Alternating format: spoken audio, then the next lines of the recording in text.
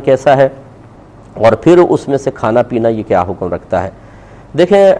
مسئلہ یہ ہوتا ہے کہ جب آپ حرام پیسے سے کوئی جانور لیتے ہیں تو یہ تو ضرور کہا جائے گا اگر واقعی حرام پیسہ ہے کہ قربانی نہیں ہوگی، یعنی اللہ کی بارگاہ میں مقبول نہیں ہوگی، سمجھ لیجئے۔ لیکن جب آپ بسم اللہ اللہ اکبر پڑھ کر اس جانور کو ذبح کریں گے وہ جانور حلال ہے، اور جب آپ نے اس کو کھایا تو فی نفسی وہ جانور حلال ہے، اس کا کھانا بھی حلال تھا۔ ہاں یہ حرام پیسے سے خریدنا اور اسے اللہ تعالیٰ کی بارگاہ میں درجہ قرب کا سبب بنانے کا تصور کرنا، اس لحاظ سے وہ شخص ضرور قابل گرفت ہوگا اور آخرت میں اس کو جواب دہ ہونا پڑے گا، لیکن اس پہ کوئی حکم کفر نہیں لگے گا، یہ اچھی طرح یاد رکھیں۔ اس میں اور بھی تفصیل ہے دلائل کی روشنی میں، لیکن وہ عوام الناس کی سمجھ میں نہیں آ سکتی۔ اتنا ہی ہمارا کہنا کافی ہے، اگر آپ سمجھیں کبھی موقع ملے تو دلیل بھی دے دیں گے، لیکن وقت کی قلت کی بنا پر صرف اتنا سمجھ لیجئے کہ بعض چیزیں فی نفسی ہی بالکل جائز ہوتی ہیں، دوسری چیزوں کی وجہ سے ان میں بظاہر حرمت نظر آ رہی ہوتی ہے، اس کو حرام لی غیری ہی کہتے ہیں، جو فی نفسی خود بالکل جائز ہوتی ہے، دوسری چیز کی وجہ سے اس میں کچھ حرمت وغیرہ نظر آتی ہے تو اس میں پھر کوئی حکم کفر وغیرہ نہیں ہوتا، بلکہ